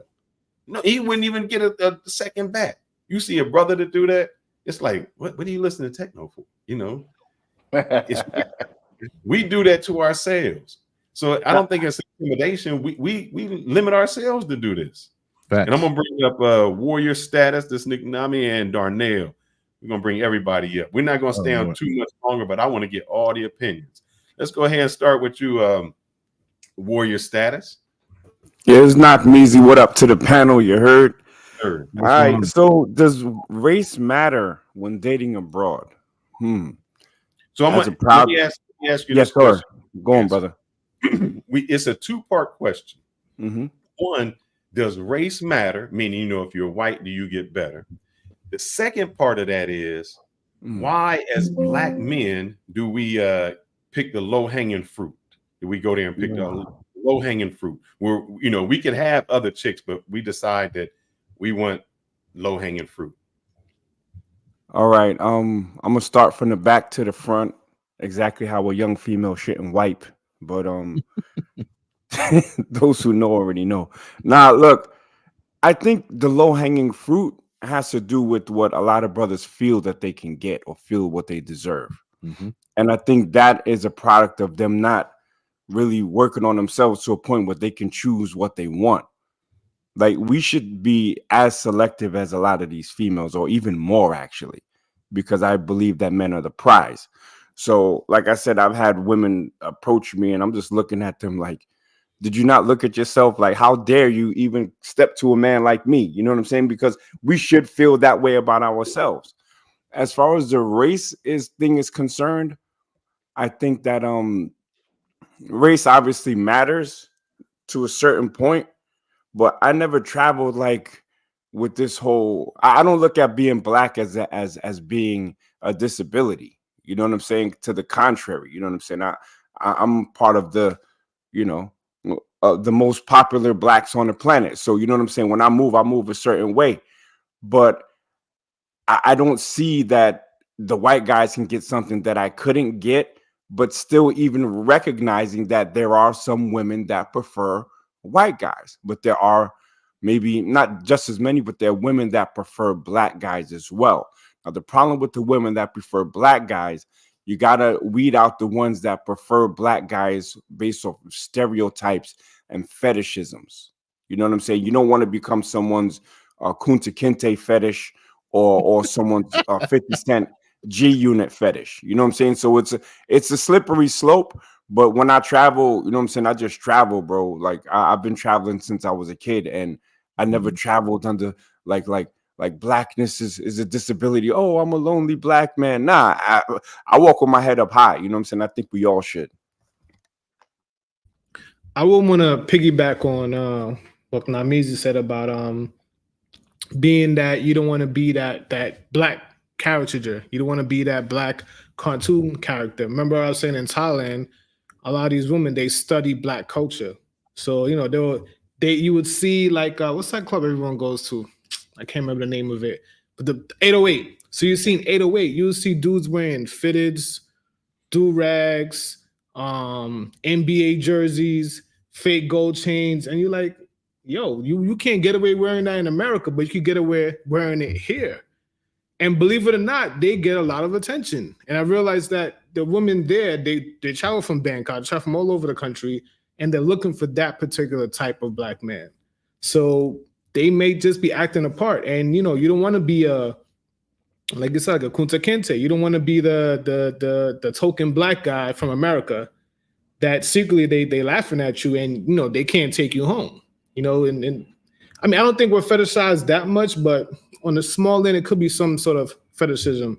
I would add this to your earlier question, Fearless, about, you know, why we go to like Postal 5, Sosua, and, you know, places, you know, like, you know, places where a lot of black people congregate, because I think mainly because they don't know the language, comfortability, and who's going to teach them otherwise? Who's going to let, you know, someone who's not part of the culture, who doesn't respect the culture, into those other places? You want to keep that for yourself. You know, you don't want to just have, you know, any, what do they call it? P-Pay, I forgot what they call it. Any Ray and stuff just run up there and messing the stuff up. So if you don't know the culture, you don't know the language, it's best you go to Postal 5. You know, you're going to maximize your time there. It's best y'all congregate in the same area. I'm not telling you why. Yeah, I'm not going to be there. You're not going to catch me there. And it was funny because I was planning my first trip. I was like, yo, why y'all don't want to stay in Ipanema? Why y'all don't want to stay in LeBlanc? Like, why y'all only want to stay around Copacabana? Why you want to stay right next door to Mavs? Like, I don't get it. And as far as Marty said, like in that neighborhood, it's a totally different class of people. You have to dress different. You're gonna stick out. You can't wear a fitted and a do-rag. You're gonna look crazy. And you get the better restaurants. You see a different type of women. You see families. And even to the beach you were talking about, you have to know Portuguese to go to the other side of the beach. You got to know Portuguese to go on Rasta Beach. So where can you speak English? Postal 5. Everybody knows that's where you're going to be at. So just keep that in mind. Like, that's all they know. But I think at some point, even myself, I've been to those places because you have to be there to know about it. I grow out of it. So after my first visit, I'm like, okay, what else can I do? Like, I'm done. I want to go somewhere else. Like, I want to go to Bao Tajuka. You know, I want to go to what's that one where the steps is at? Lapa. You know what I mean? I want to go different places. I'm not gonna go to Postal 5, like what Marty said, go from the couch to Postal 5, repeat. I can't do that. But if that's all they know, that's it. You want to level up, brother. I'm gonna challenge Nakmeezy. I was listening today, brother. I was listening to one of your broadcasts. It was about a year ago. And you went hard on them passport bros, man. You was like, absolutely. Y'all only going there and you getting the lowest of the low. You doing pay for play. Because the guy was saying how he didn't want black chicks. He's like, I don't want to get no black chicks. And if you've been listening, that's what we said. We said, why is the dudes, they won't have a girl with a baby mama here, but they'll go there and get a chick with a baby mama.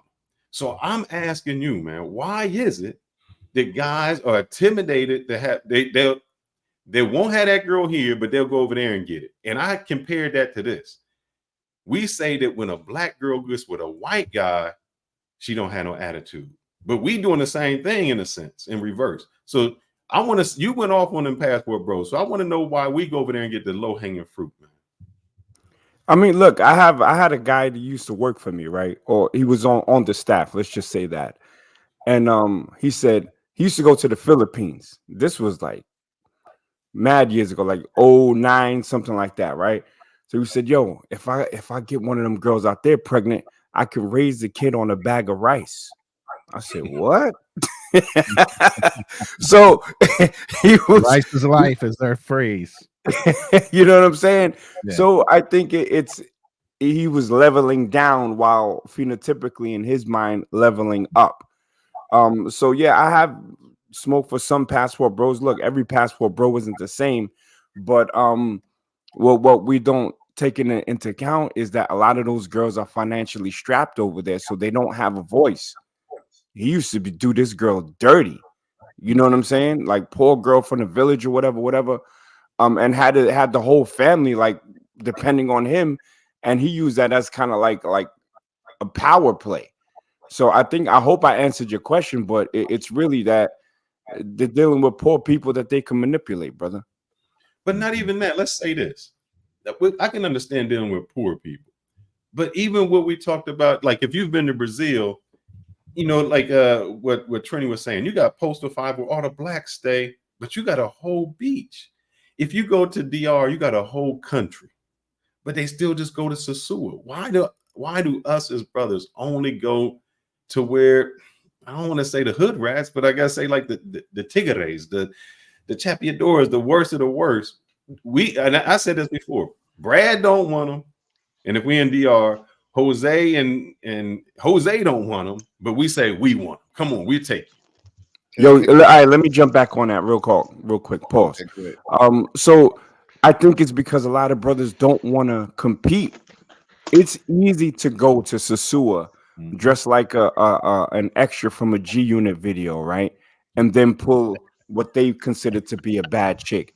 I'm from New York, so Dominicans are normal for me. If you're from New York or like Florida or something like that, it's easy work. It's nothing. But they go over there from the Midwest and some of these other places where they haven't had access to the so-called exoticals. And to them, that exotical is higher than what it is for us in New York or people that have been or from people from the big cities. You know what I'm saying? And I think they don't want to compete. They don't want to compete. They don't want to hit the gym. They want to go over there wearing T-skirts and fitted caps, and then they can get the same attention that they would get that they wouldn't get in America. It's the candy store analogy. Tell me I'm what gonna just Can I jump in for a minute? Yes, sir. I'm in Rio right now, bro. So I can speak to what the brother is saying. I know all the places he's talking about. Okay. First of all, we got to be patient with our brothers, man. We just started traveling, man. I mean, we're so judgmental, man. It's like these brothers in a new country. They don't know what's going on, bro. I mean, come on, man. We brand new to this. We virgins to this, bro. Of course, you're going to do what you're comfortable with. If you go somewhere, you see a bunch of brothers like Sosua. That's why our brothers go to Sosua. They see other brothers. I mean, come on. Let's just call it what it is. That's why they go, because they see other brothers. They going to compete. Look, if I don't go to the place he's talking about, like Postal 5, I'm not going to meet no brothers. I go to Postal 5 not to get chicks. I go to Postal 5 so I can see some Americans. That's why I go when he's talking about like Mav. I go there so I can see the brothers. I don't go there to see the chicks. I don't pick no chicks up from Mav. Because all them prostitutes. I don't go there to pick up chicks. They do, but I don't. I go say what's up to the brothers. Because I ain't going to see no brothers till I go back to the United States. So Mercy, what state do you live in? Where do you live in? New Jersey. All right. So I say what's up to the brothers when I go there. If you were to go to New Jersey and you said, I'm going to go down to Miami, would you have to go to the hood in Miami? Or would you say, man, I'm going to go to Miami Beach? Well, I would go. Well, I've been to Miami, so I would go to Miami Beach. But you got to understand, everybody speak English. So you got communication. You know what I'm saying? See, you're in a different country. People speak Portuguese. So they really speak Portuguese. Everybody speaks Portuguese. They don't speak English. So if I want to speak English, I gotta go to Mavs. If I don't go to Mavs, I gotta be talking Portuguese. You know what I'm saying? So Miami's a little different because you got communication because everybody's speaking the same language. You know what I'm saying? I'm a challenge because Marty is in there also. So Marty, if I want to find somebody that speaks English, do I gotta go to Postal 5 or where else can I go? And only say that because, and when I was using the analogy of going to New Jersey to Miami, all right, when I was from one state to the other state, I didn't say I got to go where these black people are. Meaning, I didn't look for the hood. I didn't look for that. I looked for. See, I take more of a hardline approach. You know, fuck these niggas. These niggas don't get no grace from me. If you are not ready to travel, stay your ass where you from. Do not come to Brazil. No, I'm not talking about the guy in the panel. I'm just talking about in general. This is the problem. When guys go to these different countries, they think they're entitled to grace, much like the women in the country of USA. They're entitled to your servitude. No, it's you stand on your. Listen, if I'm going to a foreign country, I don't want to see none of you ninjas. I am not trying to speak English with none of you Americans. I don't want to meet none of y'all. I'm in a foreign country to have a foreign country experience. And that is part of the problem as to why dudes are having such a tough time, because they're trying to bring America with them instead of saying, yo, I'm going to a new country. Let me take off the shiny belt buckles. Let me leave the fitted caps. Let me leave the P for P back in the States and go understand what it is to live like a local. That's the problem. You see what I'm saying? Like when they come to these foreign countries, they congregate in a concentrated area. And this is why the robberies happen. This is why you actually build bad stereotypes, because those areas are highly infested with prostitutes. So when they see all these black guys in this area, the locals already know. And over a 30-year span of time, when a new guy comes like me, maybe the first reaction is, oh, that's another American. I don't want to deal with him. It makes the job tougher on me to actually get ahead, because I'm fighting all these crazy stereotypes that I had nothing to do with, which is why I was like, I don't want nothing to do with Copa. I don't want nothing to do with Postal 5. I don't want to meet no Americans. I'm trying to meet Portuguese women that speak Portuguese and have Portuguese values. Now I mentioned earlier, it's a very racist country. I'll be fair and say that. But again, the M. Night Shyamalan twist, it is not necessarily from the white people. And it's not from the black dudes in Brazil. It's actually from the black women. So this is why I said to you before, if you're coming to Brazil having these Afro queen fantasies, think again. The whitewashing out here is on another level. I have so many crazy stories. If I'm gonna just give you the skimmy. You come to Brazil as a black man, don't go to Copa. If you want to go P for P all day and all night, go to Mavs, I don't judge. Not at all. If that's what you want to do, cool. But if you actually want to like live the real experience, if you're doing 2 weeks, go to Leblon, go to Ipanema. Be where they have residential families and do residential things. You see what I'm saying? And you're going to have the best experience with mulattoes, mixed girls, or white women. You're not really going to have your African queen, so to speak, because really what it is, she's looking for basic bread at the very least. It don't even matter if you're making a ton of bread. It's not the point. The whitewashing here is cultural. It has nothing to do with your swagnificance. If you think you're going to come here with your shiny belt buckles and you're going to make it rain on somebody's forehead, and you think that's going to be enough to undo 50, 60, 80 years of programming, of Disney programming, of Italian prince coming to scoop her up out of poverty, you got another thing coming to you. Now, am I saying it's impossible? Absolutely not. If you learn the language, and I already know most ninjas are not going to do this, so I'm kind of preaching to dead wood to some degree. If you learn the language, you get your money together. Also, physically, let me get to camera number 2. Physically, you got to be on point down here. I'm going to tell you why. This is not Thailand where the men are 3 feet tall. This is a place where everybody works out. It looks like they eat rice and beans and rocks or something on both sides. The women look, built. The men stay in the gym. So this is your competition. Now, this is where your money only goes but so far, because I see a lot of dudes go to the beach, and it's not just Postal 5. It's everywhere. You could tell when they're American or from foreign countries. Pot bellies, pasty skin, bad health, just looking a whole lot of mess, expecting to get nice looking women. And then the third thing I'll say is a lot of these dudes have incel tendencies. They have no social skills. They don't know how to talk to people. They don't know how to relate to people. All they know how to do is be an American when you go overseas. And this is another reason why a lot of dudes run into problems. They don't know how to build a social network. I look at it like this. If you've been to a place more than 3 times, you should have some friends. All right? Exactly. You should be able to say by the 3rd time, let's be honest now, you should have some friends that live in this country where you can pick up the phone and say, look, 4 weeks, I'll be there. Plan B, whatever that might be. And things should happen before you get there. So when you land, you're not being a Tinder warrior. You're not going to Colombia looking like a fool in Parqueadas. You understand? You're not trying to go, I don't even know if the clock tower is still functional, but you're not late night trying to hang out at the clock tower trying to post something. You know, you're not doing the pay for play thing looking like a moron. By the 3rd time, you should have somebody, you should have a realtor on deck that can get you the type of place that you need for you or your people. You should have some friends that you can call up and set up some things going on. You should have something. If every time you go to a different country, it's like the first time, you're the problem. And there's no grace I'm going to give you. I don't care what block you're from, what hood you're from.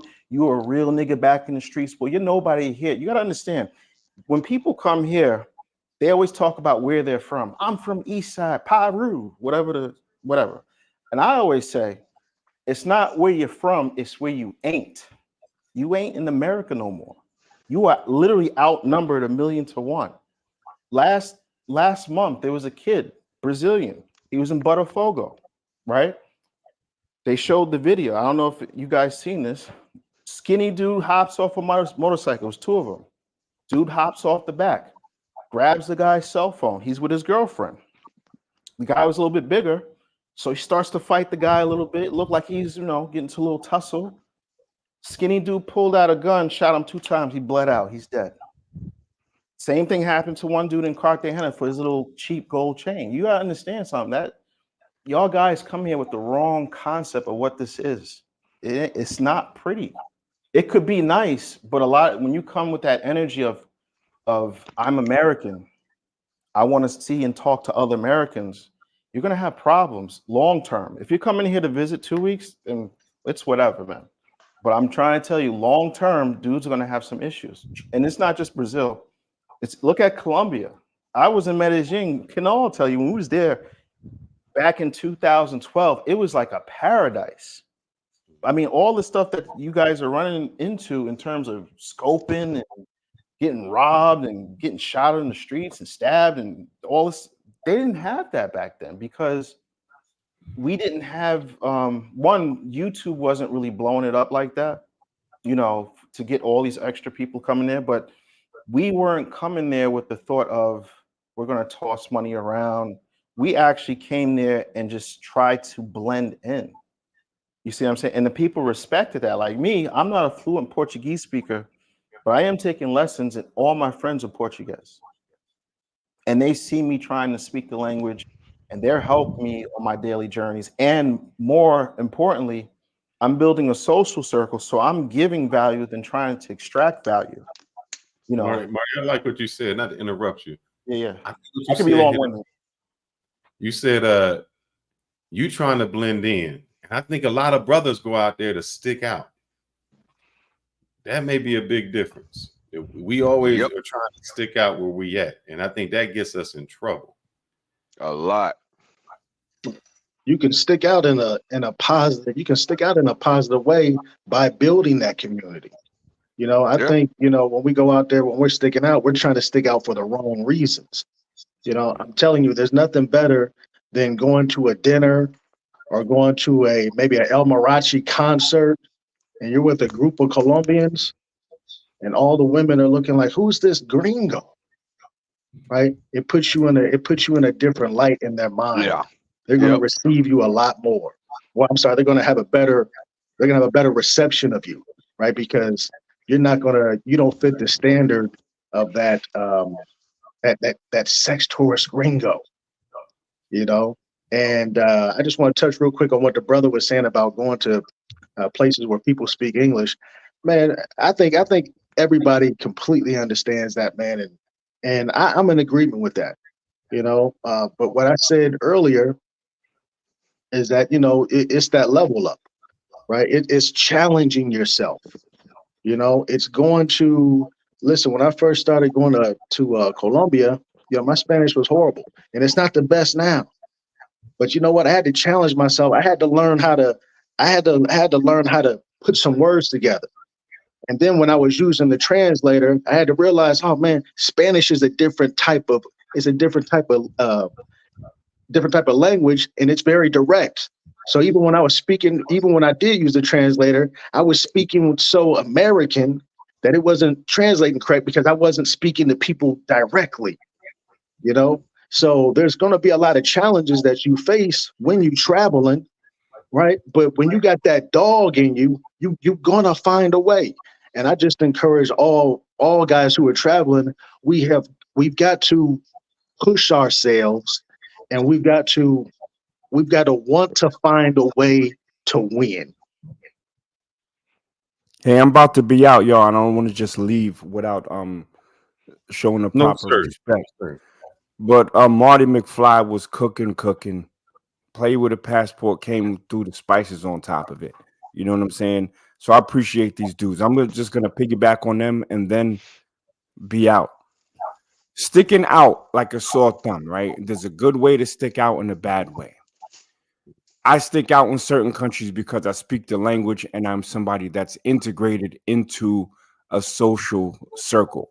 So me sticking out is like, yo, who's this black dude that speaks Thai that's so respectful and understands the difference between a high Y and a mid Y, and or speaking Spanish and still having a little bit of an accent, but they say, yo, where you learn Spanish from? Blah, blah. You get access that you do not get when you go down there with the ugly American act. The yo, I'm from, Crenshaw Mafia, blah, blah, blah, worship me, I'm American. What you're going to get is you're going to get shunned, and you might even get targeted. That whole America worship is finished. They will, show you love if you show their culture respect and love back. Actually, first, because you're a guest in their country.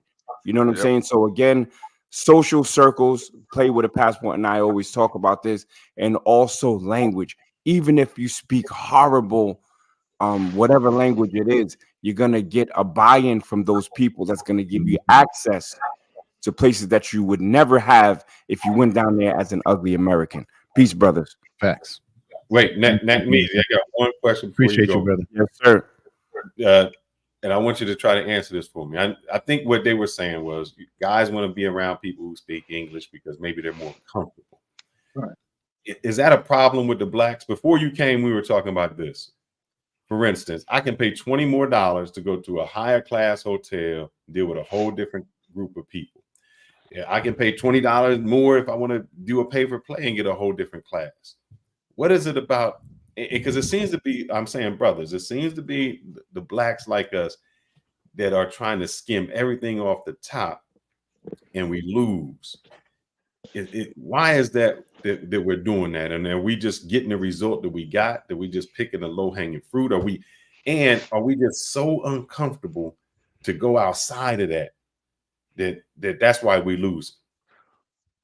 Brother, I'm like I said, I think I said on another stream, when I'm in these other countries, I'm like a white woman in an elevator or a white woman clutching her purse when I see these Negroes. That's funny. I don't want to be around them. And I love my brothers. Like I roast passport bros, but at the end of the day, y'all my brothers still. You see what I'm saying? But certain dudes, I just know that because I know my people, even I love my people, but sometimes I don't want to be around them because they're gonna make me look crazy, and I don't want to be a part of it. So the low hanging fruit is a real thing. To a certain extent, we have to let these brothers learn how to travel from their own mistakes. But nowadays, your mistakes can be deadly, especially when you choose some of the places that they're going. So I can just see them from afar, maybe give them the black man acknowledgement head nod from across the street, but don't come near me. And I gotta fit it on in here. Don't come near me with your Pele and your big baggy ass jeans. I don't want to be a part of that. That's why literally no one that see me in Thailand see me with anybody, because I don't hang around people because they're going to destroy my experience. There you go, bro. Appreciate you. Can I ask you a question? Can I ask you a question, Yes, bro? sir. Yeah, I just wanted to say, man, I just wanted to be clear, straight some things out. I don't hang around these brothers. I don't want you to think I hang out with them. You know, I said I might stop by and say what's up, you know, every now and then. But that's just me, man. You know, I just like to, you know, communicate with brothers. I mean, I like the brotherhood. Now, we hanging out? Are we? No. And then you gotta understand this. These brothers are like this here, man. These brothers had their pants hanging here. They like the flash here. So you think they're gonna change when they go to another country? No, they're gonna wear that jewelry like they wear here. They're gonna try to be flashy like they are here. I mean, don't we have a ghetto part of our culture? We act like we don't have a ghetto part of our culture. I mean, we do. It doesn't mean we have to embrace it though. Oh, I'm not saying we're embracing it, but they're gonna be the same. See, I'm not ghetto here, so I'm not ghetto over there. You see what I'm saying? Brother Mercy, the problem is, like, I've been traveling for Arim. Those from Brooklyn know what Arim mean. So I was traveling before YouTube. My first trip to Thailand, people were still using AOL internet cafes, and the first iPhone just came out. So I was traveling before the internet, and the internet is actually what gave access to the undesirables to travel, to mess up the image of black men worldwide. Those who are seasoned travelers know how to move when they travel. And I don't really like that know how to move thing. But I get where you're coming from, because I used to be like that before. You see a black man, you approach, how you doing, brother? Where you from? Blah, blah, blah. But now you're getting a bunch of dudes that you wouldn't speak to in your own neighborhoods. So if I don't speak to you back home, I'm not going to speak to you there. And yeah, there is a level of prejudging someone based on how they look. But, you know, look, I'll call it, instead of prejudice, I'll call it pattern recognition. I know a Pookie when I see one. I know what they do. I know how they act. And you'll get into a fight dealing with some of these guys, because they still going with that American attitude and thinking, yo, I could shoot the hands, you know what I'm saying? Let's shoot the 5. No, these dudes are stabbing. Okay. These dudes are making phone calls, and then somebody on a motorcycle with one facing the other way is all. That's the last thing you hear and you see. Brrr, that's it. People don't realize that. And that's why I stay away. So look, I'm all for the brotherhood, but the new brotherhood is something that I want no parts of. I think we got to do better. Yeah. And Mercy Justice, I don't want you to think that anybody was coming at you. I think with the panel, we just may use what you say as an example, because there's other people that's listening that may agree with you or disagree. And I like to have that opinion expressed, so they can say, oh, well, that's a diverse opinion. That's how we do. So never feel that we're attacking you. We just we all come together so we can express something different, so we can learn. You know, I hope that when we walk away, that we can say, oh, that was a good point, man. He said something good. You know, I can take away, I can learn from that. So that's what I'm really hoping for. You know, I wanted to piggyback on something Nak had mentioned before you left, talking about knowing how to move. And a lot of cats, they have a misconception or a misinterpretation of knowing how to move. You know what I'm saying? And knowing how to move is me being in Bogota, Colombia, and let's say I'm meeting a young lady, or I'm just kind of conversing with a dude at the cigar lounge, and he tells me, "Hey man, so where you staying at, man? I'm staying in Usacan." Me meeting a young lady, me meeting a woman. Hey, where do you live at? She tells me she stays in Chico. Right. I immediately know that's status 6. Parque 93. That's where I stay. Yeah. I immediately know. Boom. That's a stratus 6. Right. I'm looking at the way she's dressed. Right. I'm looking at her jeans. Are those jeans? Are those clothing that she picked up off a street vendor, or did she go to a mall and pick that up? Right? Because people who know Colombia understand that there's only certain stores in Colombia. Like this ain't no the mall in Minneapolis. You know, they got the same stores in pretty much all the cities, right? It's paying attention to her WhatsApp and her Instagram stories. Where is she going to eat? Right? Is she going into these 4 or 5 star restaurants? If she's going into a 4 or 5 star restaurant, what is she doing for a living that she can afford to go in this 4 or 5 star restaurant? You know what I mean? So, but these are things that you as a traveler, you should be picking up on these things.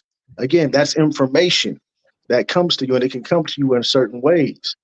And a lot of fellas, they're not focused in on getting the information, you know, and they're not asking questions. A lot of people, and I'm not just talking about brothers, just travelers in general, don't ask questions, right? And so when you don't ask questions, and then when people are talking, you're not listening to hear the information, right? You're going to be the same traveler that you were the first time that you traveled, that you are today.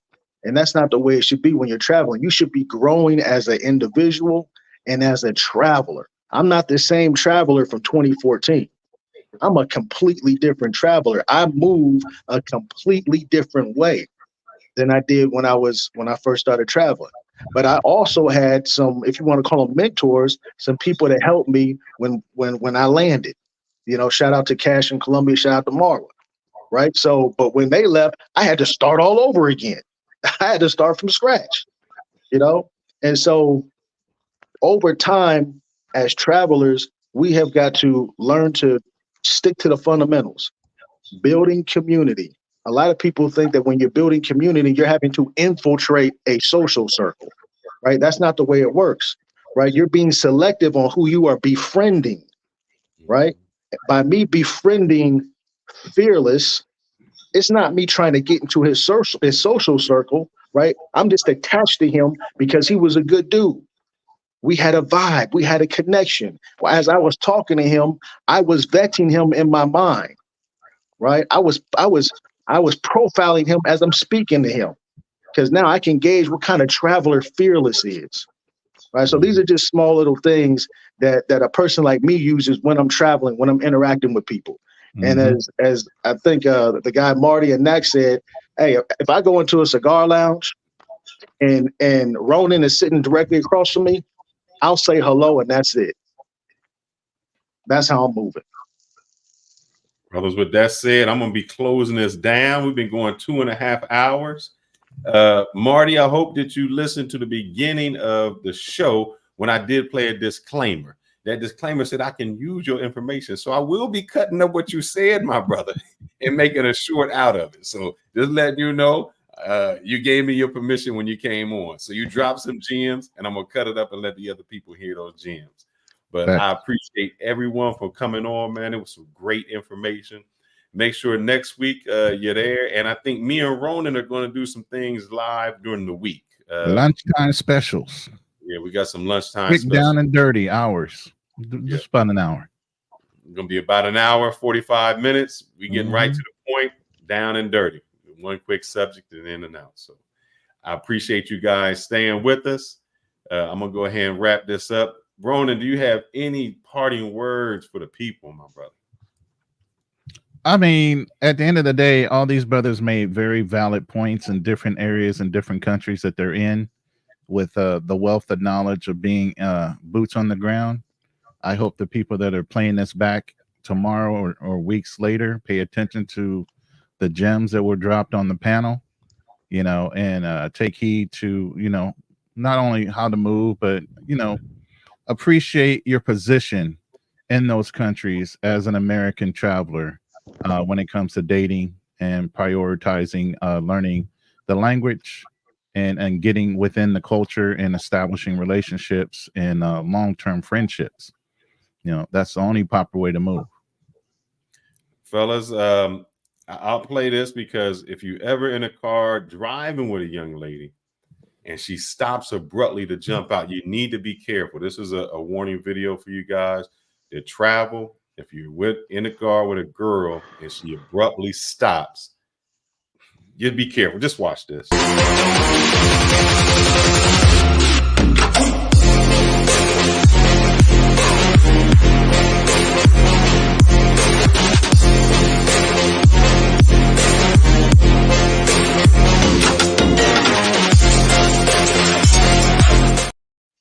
Now, with that said, brothers, get your passport, man. Get your passport. No ninjas welcome, but get your passport. Other than that, guys, we out of here, man. Thank you. All right, fellas. Where we at? Where we at?